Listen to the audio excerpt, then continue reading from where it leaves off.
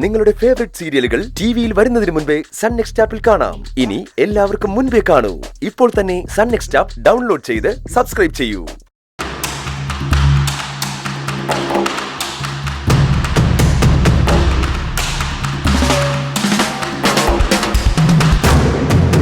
ഇനി നിധി വിജയിക്കില്ല ആന്റി. കാരണം ഞാൻ ഇനി കളിക്കാൻ പോകുന്നത് പാർവതി ആന്റിയെയും ഗൗതമിനെയും വച്ചായിരിക്കും. കണ്ടെടുത്തോളം നിന്റെ കഴിവുകള് നിധിക്ക് താഴെ മാത്രമാ ശിവാനി. നിധിയെക്കാളും കഴിവുകെട്ടവളാണ് ഞാനല്ലേ. എത്രയും പെട്ടെന്ന് എന്തെങ്കിലും ചെയ്ത് ഞാൻ ആരാണെന്ന് ഏറ്റവും കുറഞ്ഞത് വസുന്ധരാന്റിക്കെങ്കിലും തെളിയിച്ചു കൊടുത്തേ പറ്റൂ. എനിക്കെടുത്ത് പ്രയോഗിക്കാൻ പറ്റിയ ഏറ്റവും നല്ല ആയുധം തന്നെയാണല്ലോ ഈ കിടന്നുറങ്ങുന്നത്.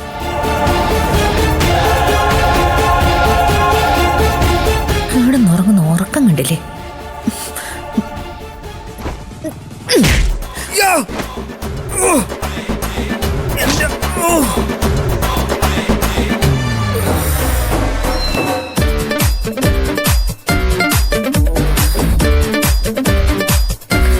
ആരോ ചവിട്ടിയതുപോലെ ഉണ്ടല്ലോ.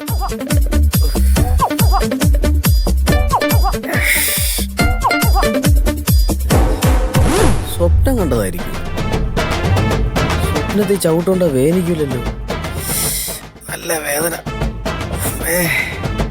മതി, നിർത്ത്.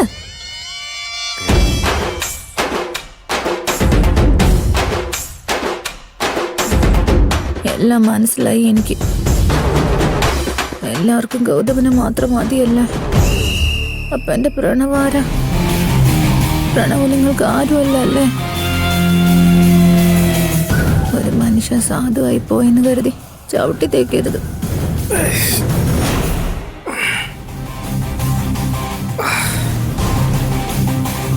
ന്യായമായ കാര്യങ്ങൾ മാത്രമല്ലേ പ്രണവ് ചോദിക്കുന്നുള്ളൂ. അപ്പൊ ആ മനുഷ്യനെ നിങ്ങൾക്ക് എല്ലാവർക്കും കൂടി ചേർന്ന് ചവിട്ടി പുറത്താക്കണമല്ലേ? സത്യത്തിൽ ആ കമ്പനി പ്രണവിന് മാത്രം അവകാശപ്പെട്ടതല്ലേ? അവിടുത്തെ ഒരു പ്യൂണിന്റെ വിലയെങ്കിലും നിങ്ങൾ കൊടുക്കുന്നുണ്ടോ? കഷ്ടം, വലിയ കഷ്ടം. എനിക്കറിയാം. എല്ലാവരും കൂടി പ്രണവിനെ എങ്ങനെ ഇവിടുത്തെ പുറത്താക്കുന്ന പരിപാടിയല്ലേ ആലോചിക്കണം.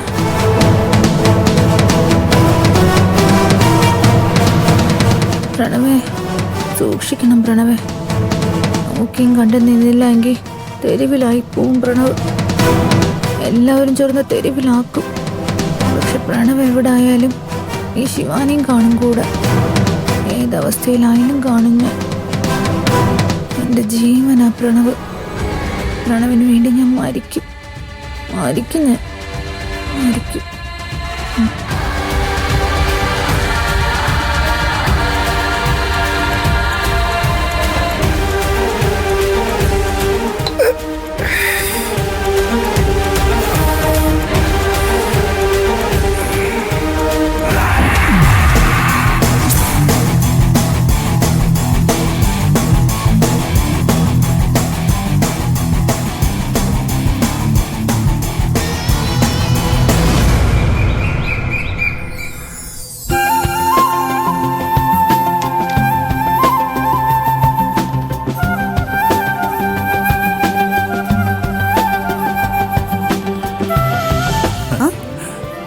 എവിടെ പോയതായിരുന്നു?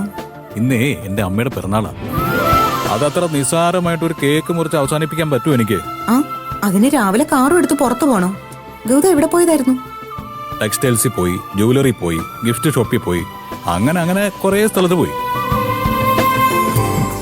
അമ്മയ്ക്ക് കുറച്ച് ഓർണമെന്റ്സ് വാങ്ങിച്ചു, സാരിയും സെറ്റും മുണ്ടും വാങ്ങിച്ചു, പിന്നെ കുറച്ച് ഗിഫ്റ്റ് വാങ്ങിച്ചു, കേക്ക് വാങ്ങിച്ചു. അത് ശരി. സ്വന്തം അമ്മയുടെ കാര്യം വന്നപ്പോ ഭാര്യ മറന്നു അല്ലേ? വേണ്ട, എന്നെ കൂട്ടാതെ ഗിഫ്റ്റ് വാങ്ങാൻ പോയില്ലേ? ഞാൻ പിണങ്ങി കേട്ടോ. എന്റെ ചക്കരയല്ലേ, പൊന്നല്ലേ, പിണങ്ങല്ലേ, ഒരു ഉമ്മ തരാം. വേണ്ട,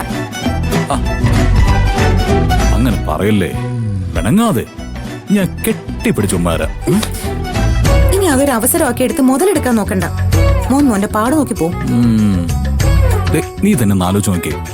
രാവിലെ തന്നെ നമ്മൾ രണ്ടുപേരും കൂടെ ഇവിടെ നിന്ന് ഇറങ്ങിപ്പോയാ അമ്മ ആ സ്പോട്ടിൽ പോക്കും. എന്താ കാര്യം, എവിടെ പോകുന്നു, എന്തിനു പോകുന്നു, എത്ര മണിക്ക് തിരിച്ചു വരും, അങ്ങനെ എല്ലാ ചോദ്യങ്ങൾക്കും കൂടി നമ്മൾ രണ്ടുപേരും കൂടെ മാറിയും തിരിഞ്ഞു ഉത്തരം പറഞ്ഞാൽ അവസാന സത്യം എന്താണെന്ന് അമ്മ മനസ്സിലാക്കുകയും ചെയ്യും. അതുകൊണ്ടല്ലേ നിന്നെ കൂട്ടാതിരുന്നേ? അതിനേക്കാളൊക്കെ വിലപ്പെട്ട ഗിഫ്റ്റുകള് നിനക്ക് ഞാൻ രാത്രിയിൽ തരാം. പോടുന്നു. അല്ല, അമ്മയ്ക്ക് കൊടുക്കാനായി വാങ്ങിയ ഗിഫ്റ്റുകളുടെ ഒരു ലിസ്റ്റ് തന്നെ അവതരിപ്പിച്ചല്ലോ. എന്നിട്ട് അതൊക്കെ എവിടെ? നിധി, ഈടായിട്ട് നിന്റെ ബുദ്ധി ഒരു അല്പം കുറഞ്ഞിട്ടുണ്ട്. വാങ്ങിച്ചോണ്ട് വന്ന ഗിഫ്റ്റ് എല്ലാം കൂടി എടുത്ത് ഇങ്ങോട്ട് കൊണ്ടുവരാൻ പറ്റുമോ? ആരെങ്കിലും കണ്ടാ പിന്നെ അത് മതി, സംഭവം പൊളിയാ. എല്ലാം ഞാൻ കാറിൽ തന്നെ വെച്ചേക്കുക. നമ്മൾ ഇവിടെ നിന്ന് ഇറങ്ങുന്നു, ആരും കാണാതെ കാറിൽ കയറി ഇവിടെ നിന്ന് എസ്കേപ്പ് ആവുന്നു. അതാണ് എന്റെ പ്ലാൻ. ആ, എന്തായാലും ഒരു ഭാഗ്യമുണ്ട്. അമ്മേ അമ്പലത്തിൽ പോയേക്കുവാ, ഇതുവരെ തിരിച്ചെത്തിയിട്ടില്ല. അമ്മ വരുന്നതിന് മുമ്പ് നമുക്ക് ഇവിടുന്ന് പോവാം. ആ, എങ്കിൽ പിന്നെ ഒരുങ്ങിയതൊക്കെ മതി, നമുക്ക് ഇറങ്ങാം. ആ, ഞാൻ റെഡിയാ, വാ പോവാം. ആരെയും കാണുന്നില്ലല്ലോ.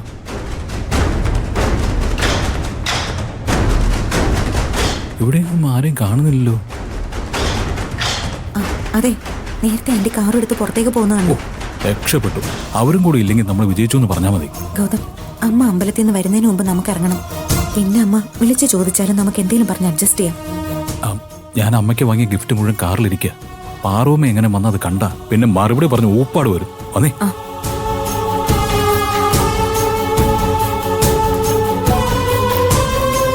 അല്ല നിധി, ഈ പിറന്നാളാഘോഷത്തിന് ഒരു പ്രശ്നമുണ്ടല്ലോ. എന്ത് പ്രശ്നം? അല്ല, നമ്മൾ ഈ ഗിഫ്റ്റുകളും കേക്കുകളും ഒക്കെ ആയിട്ട് അമ്മയുടെ അടുത്ത് ചെല്ലുമ്പോ നിന്റെ അമ്മയെ അവിടെ കാണില്ലേ? ഇത്രയൊക്കെ ആർഭാടം കണ്ടാ ചെറിയൊരു സംശയങ്ങൾ തോന്നാതിരിക്കൂ? ഒരു പ്രശ്നം ഉണ്ടല്ലോ എന്നൊക്കെ പറഞ്ഞ് വെറുതെ എന്നെ അങ്ങ് പേടിപ്പിച്ചു. ഇത് ഒരു പ്രശ്നമല്ലേ? എന്റെ ഗൗതം, അങ്ങനെ എന്തെങ്കിലും ഉണ്ടെങ്കിൽ ഞാനത് നേരത്തെ ഗൗതവുമായിട്ട് സംസാരിക്കില്ലേ? അതിനൊരു സൊല്യൂഷനും കണ്ടുപിടിക്കില്ലേ? അല്ല, എനിക്ക് മനസ്സിലായില്ല. ഗൗതം, അമ്മ ഇവിടെ ഇല്ലെന്നേ. ഇല്ലെന്നോ? ആന്റി പിന്നെ എവിടെ പോയി? ഇന്നേ അമ്മാവന്റെ ചെക്കപ്പ് ഡേറ്റ് ആയിരുന്നു. അമ്മാവനെ ഒരു ഓട്ടോ പിടിച്ച് ഹോസ്പിറ്റലിലേക്ക് ചെല്ലും. അമ്മ ഇപ്പൊ അവിടേക്ക് പോയേക്കുവാ. പിന്നെ ആശുപത്രിയിൽ നമ്മ തിരികെ എത്തും മുൻപേ നമ്മൾ പരിപാടികളൊക്കെ തീർത്തേക്കണം, അത്രേ ഉള്ളൂ. എങ്കിൽ പിന്നെ സമയം കളയണ്ട, വേഗം കാറി കയറി.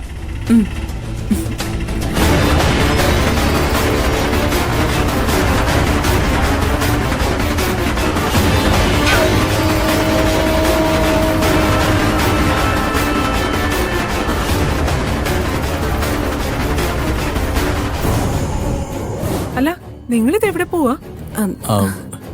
അമ്മ അമ്പലത്തിൽ പോയിട്ട് ഇത്ര വേഗം ഇങ്ങ് വന്നോ? പിന്നല്ലാതെ, ഞാനവിടെ ഭജന ഇരിക്കാനൊന്നും അല്ലല്ലോ പോയത്.